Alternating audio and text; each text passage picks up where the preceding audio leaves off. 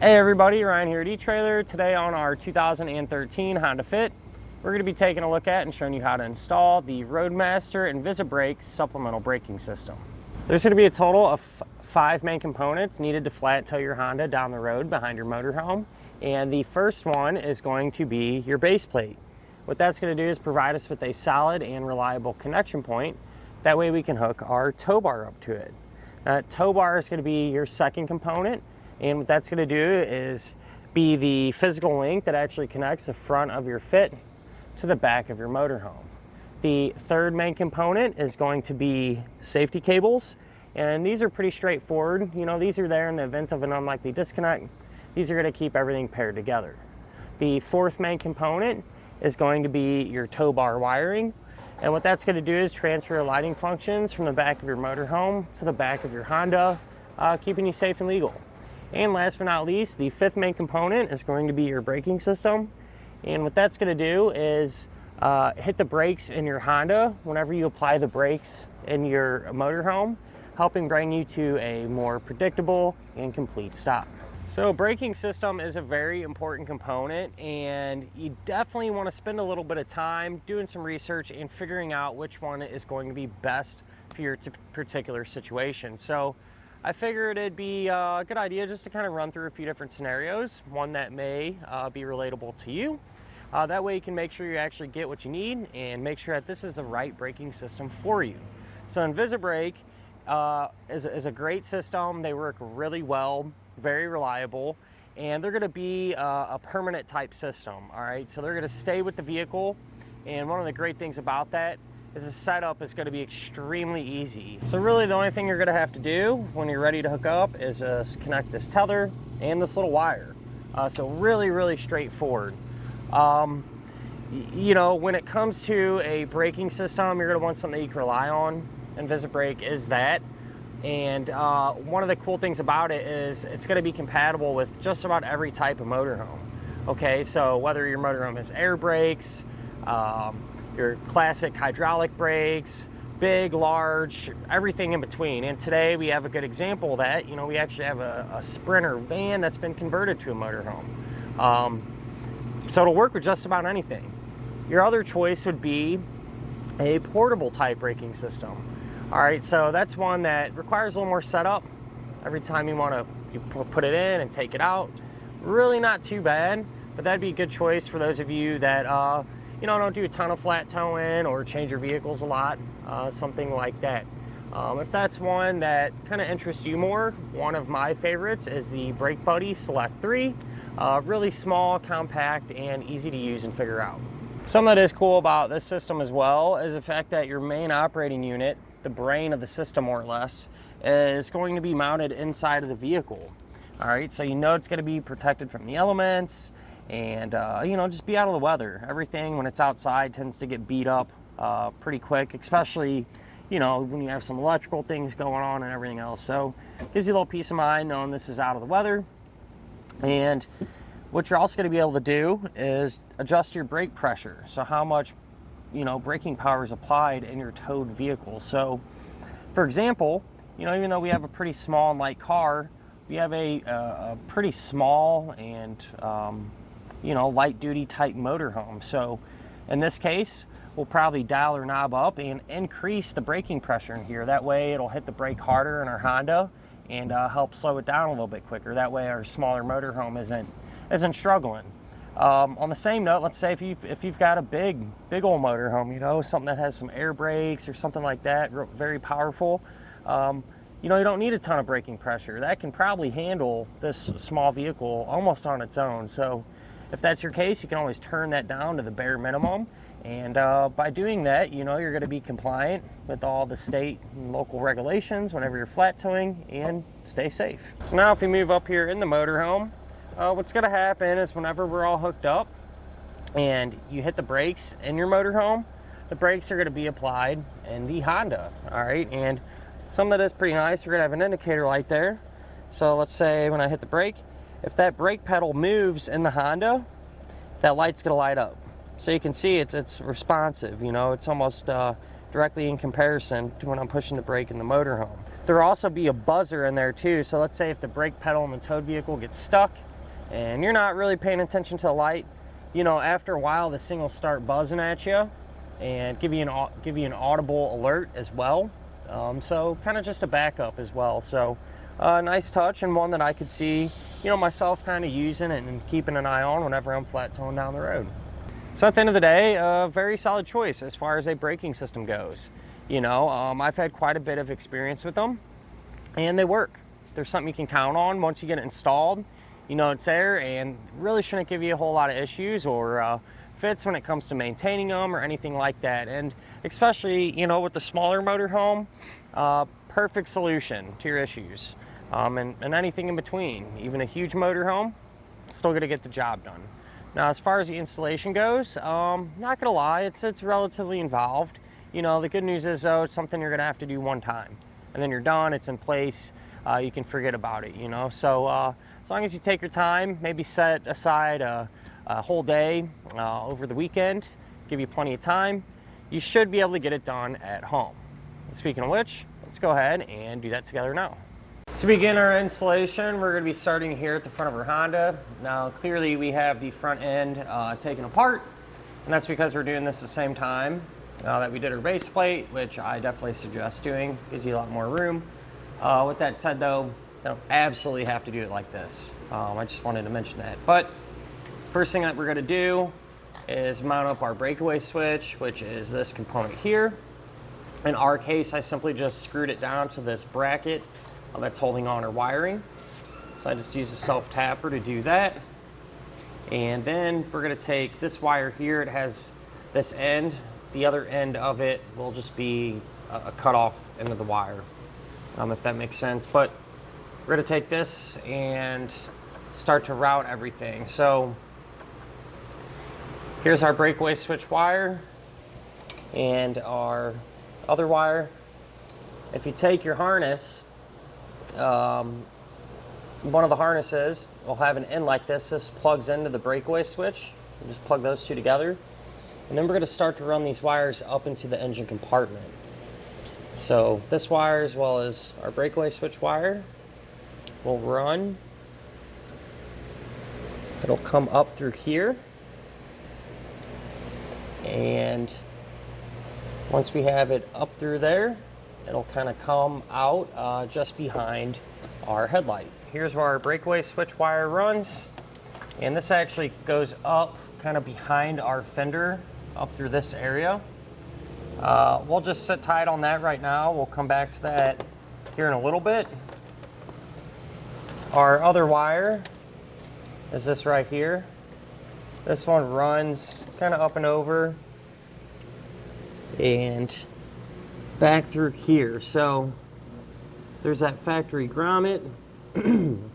Excuse me, if you poke a hole in it very carefully, you can simply push that wire through and that'll come out underneath our dash on our driver's side. With that said, we're gonna let that hang there for now. Now we come here to the back of our Honda and get our main operating unit set up here. Not a ton of places to put this in this vehicle, so what I've done is I'm just gonna mount it here for the time being. I'm not gonna secure it down. I wanna make sure everything's hooked up and everything else, and then at the very end, probably come back and just run a couple screws in there into this cardboard. With that said, we can grab all of the wiring that comes with this system and start to get it set up. So you'll have this wiring that just plugs right in, this black and red power wire right here. We have our nylon air tube, so that just plugs into a rubber portion of the tube and simply just slides right on. And we're going to have this small airline tube as well. All right, and that just simply pushes right into that connector. So we'll kind of just run through these one by one. This wiring, the nylon air tube, and our power wires here. These are all going to run outside of the car, go up towards the engine compartment. The small tube, however, this is going to run to the actuator cylinder by our driver's seat. So we'll just start with this one, get this one out of the way first. So I just have everything kind of loosely ran here so we can see what's going on. But this tube here, I simply just ran through this opening, all right? And if we lower our seat down, this tube kind of just runs under here and through that way. So if we continue towards the front of our vehicle, you can see some of that tubing there. And more or less what I've done is just kind of followed this panel. So you can kind of just take the tubing and push it up underneath it, you know, to kind of just work it. Matter of fact, it just popped out there.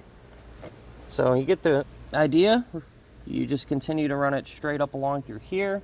And right here in this area, we're actually going to cut over and hook it up to our cylinder. So let's go ahead, check that out now. I'll show you how I got that cylinder in place. You can see it plugs in just like it did on the operating unit.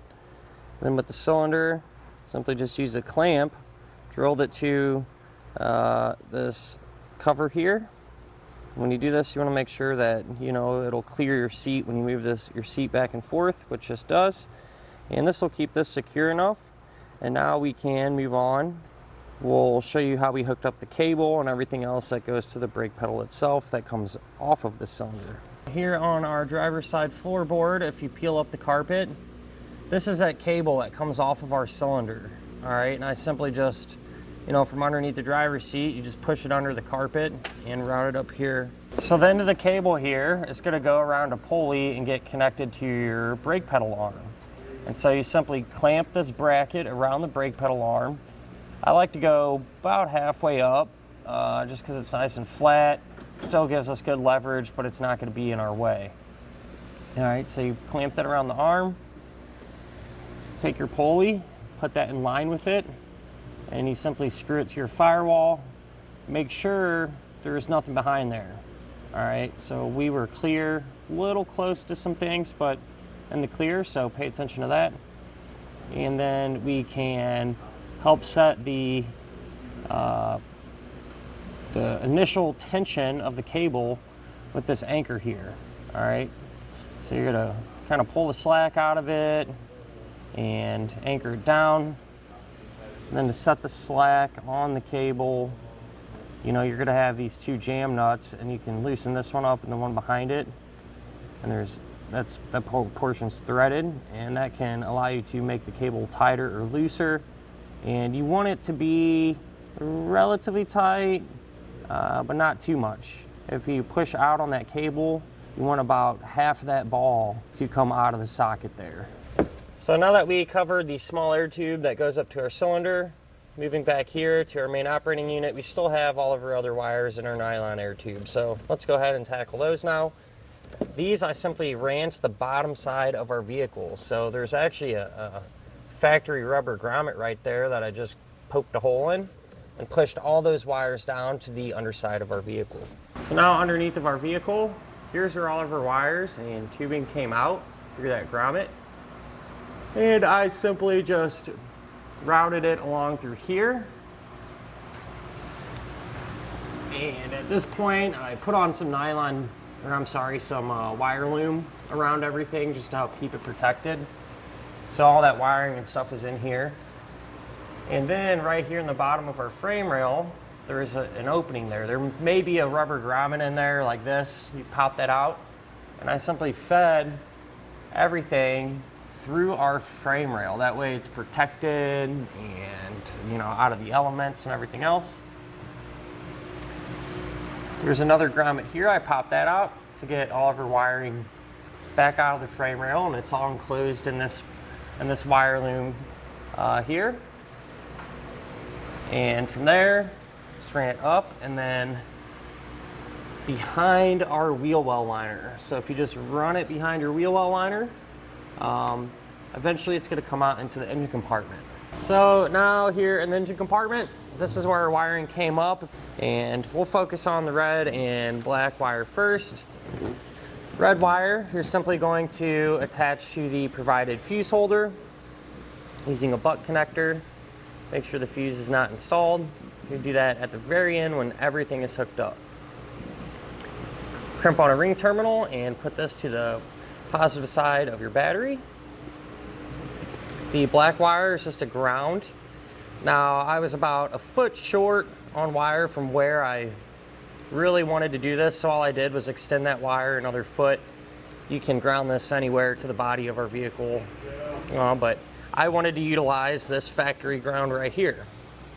So I extended that wire a little bit, crimped on a ring terminal, removed that bolt using a 10mm, and grounded it out that way. Now we can check out these. All right, so you're gonna have your white wire, brown, yellow, and green. The white wire, I did the same exact thing that I did for the black wire, just extended it and grounded it out in that same location. As far as the green, yellow, and brown wires are concerned, these are going to tap into your existing diode wiring. So pretty straightforward. Cut your existing diode wiring in half, strip back the ends. You're going to tie in green for green, put it in one end of the buck connector, crimp it down, complete the circuit by plugging the other end of your existing diode wiring into that buck connector. Same deal for the yellow, as well as the brown.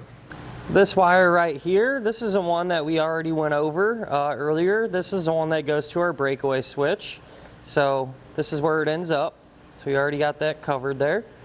And the only thing left coming out right here is our nylon air tube, which is this right here. This is going to run right over to here and kind of behind our air box. And that's going to get teed into our factory vacuum system. Here's your factory vacuum line coming out of the brake booster. What you're going to do is cut that in half. Then you're going to put in a T, one of the provided T's into each end of it. Connect on this smaller piece of included tubing, and your nylon air line is going to get plugged right into it. All right, on the other end of the T, the side closest to the engine, you're going to put on, maybe a couple-inch piece of tubing. You're going to take the provided check valve, place that in to this side of the tubing, and then complete the vacuum assembly by plugging it all back together. So with the check valve, one thing you need to watch out for is to make sure that the black portion of the check valve is facing towards the engine. So you want it set up like this. Now, since we're right here, this thin black wire that we ran through the grommet, we kind of talked about this earlier, but this is the last thing that we're going to need to hook up in here. So I just wanted to kind of give you guys a refresher and touch base and give you a reference on where we're at. With that said, let's move inside the vehicle under the dash so we can get this hooked up. So inside, under the dash, here's where our black wire kind of runs down. And since this vehicle does require the use of a brake light relay for everything to work properly, we can actually tap this black wire into that brake light relay wire. So brake light relay wire is this green one here. This is the side that gets connected to the brake light switch, or is closest to the brake light switch itself.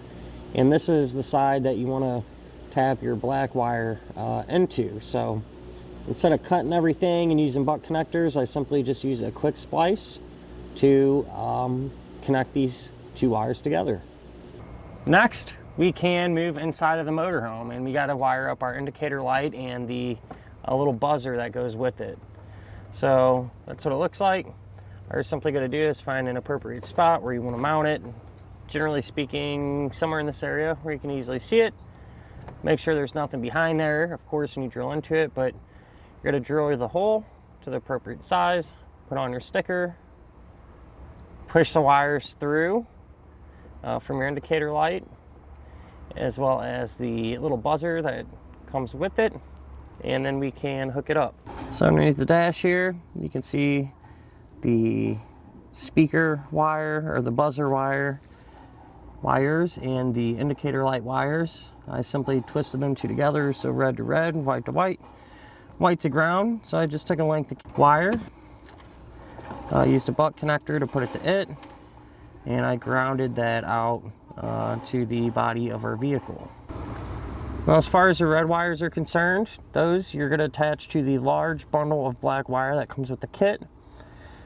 using a butt connector, and the other end of the wire there from that large bundle, that's going to have to get routed to the back of our motorhome where we can let it hang by the hitch. That way we can plug it into the front of our vehicle. Now keep in mind, every motorhome is going to be set up a little bit different, so you're just going to have to find the best path to route that wire. You know, avoid all your hot and moving parts, but you know, take your time with it and you'll do just fine. And that'll finish up our look at and our installation of the Roadmaster Invisibrake supplemental braking system on our 2013 Honda Fit.